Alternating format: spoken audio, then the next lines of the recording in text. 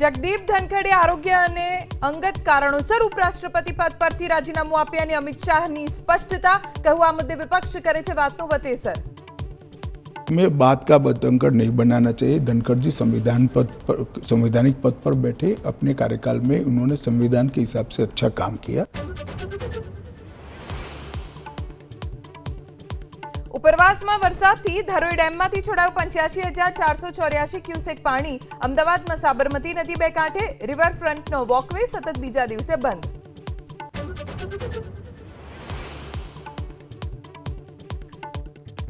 ધોરણ 10ના વિદ્યાર્થીની હત્યાના 6 દિવસ બાદ અમદાવાદની 7 ડે સ્કૂલના ઓનલાઈન વર્ગો શરૂ। ધોરણ 6 થી 12ના વિદ્યાર્થીઓને 3.5 કલાક ઓનલાઈન અભ્યાસ।